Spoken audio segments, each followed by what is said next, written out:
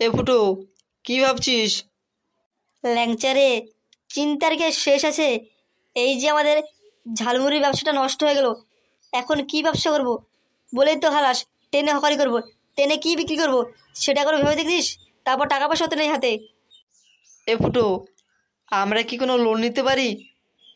হ্যাঁ, তোকে বন্ধ করে টাকা নিতে পারি। তুই কি রাজি আছিস? চল তাহলে টাকা নিয়ে আসি। তাই বলে তুই আমাকে বন্ধক দিবি? কি রে ফুটো, ল্যাংচা এভাবে বসে আছে কেন? দেখে মনে হচ্ছে হা করতে বসেছে। আর বলিস না বল্টু, এত শখ করে একটা ঝালমুড়ি ব্যবসা খুলেছিলাম। আজকে সকালে ল্যাংচাকে বসিয়ে আমি বাড়িতে খেতে গেছিলাম। জানো পল্টুদা, মাথাটা একটু ঝিমঝিম করেছিল, তাই একটু আমি ঘুমিয়ে পড়ছিলাম। হঠাৎ করে দেখি আমাদের ঝালমুড়ির সব জিনিস তো মাটিতে পড়ে আছে। কে যে এই কান্নাটা করলো কিছুই বুঝতে পারছি না। কি বলছিস? ব্যবসার মধ্যে ঘুমিয়ে পড়েছিলি? তোকে যে ফুটো এত বড় একটা দায়িত্ব ছিল, সেই দায়িত্বটা তুই পালন করতে পারলি না, ঘুমিয়ে পড়লি ওখানেই। দেখ পল্টু, ল্যাংচার অবস্থা এমনভাবে বসে আছে যেমন পায়খানার ভিতরে বসে আছে। এই ল্যাংচা, ঠিক করে বস। নে, এবার খুশি তো?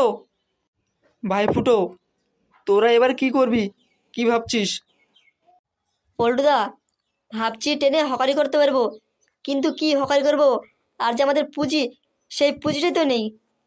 ব্যবসা যখন মূলধন নেই, তাহলে কিভাবে ব্যবসা করবি? চল, তোরা ব্যবসা করলে তোদের সাথে আমিও যাব। সে যাবে ঠিক আছে, কিন্তু আমাদের টাকা কে দেবে? ধুর, তোর এক কথা, এতক্ষণ ধরে তো টাকার কথাই বলছিলাম। ফুটো, ও তো রেগে যাস না, আমার কথা শোন। বাড়িতে গিয়ে তোর বাবার কাছে কিছু টাকা ধার চা, অবশ্যই দেবে ব্যবসার জন্য।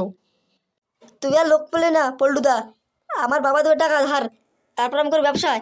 এর থেকে ভালো হতো হাতে বাটিয়ে রাস্তা বেরিয়ে পড়ি।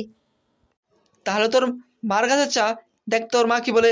আর যদি কোনো গয়নাগাড়ি থাকে, সেটা বিক্রি করে যদি টাকা ধার দেয়।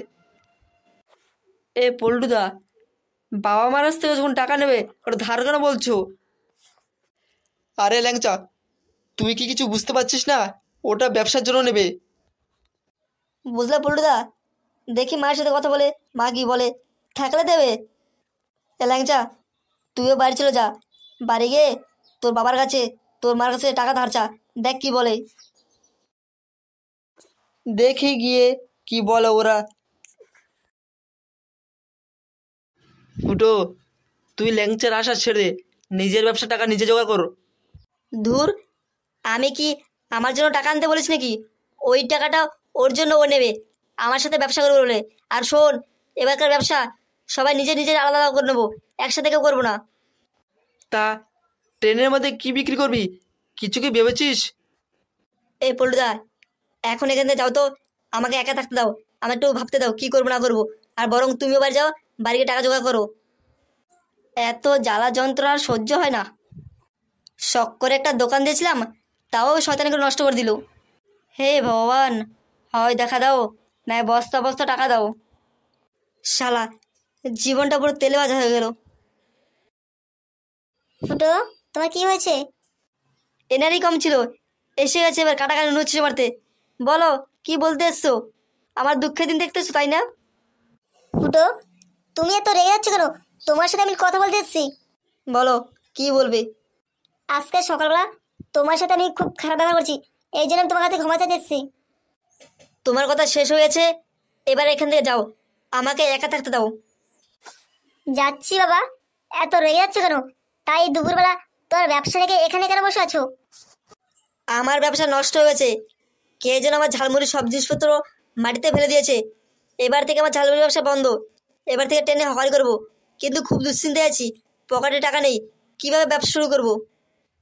ফুটো, এত চিন্তা করো না, সব কিছু ঠিক হয়ে যাবে। একটু ধৈর্য ধরো। বেশি জ্ঞান দিয়ে না তো, পারলে আমার ব্যবসার জন্য টাকা ধার দাও, সেটা দিতে পারবে? কোনোদিনই পারবে না, এসেছে আবার জ্ঞান দিতে। তুমি আমার কাছে টাকা ধার চাইছো কেন ব্যবসার জন্য? তুমি নিজে কিছু করতে পারছো না? আমি কি তোমার টাকা নিয়ে নিচ্ছি নাকি? শুধু ধার চাইছি, ব্যবসায় লাভ হলে সুদ আসলে তোমার সব টাকা ফেরত দিয়ে দেবো। কত লাগবে ব্যবসার জন্য?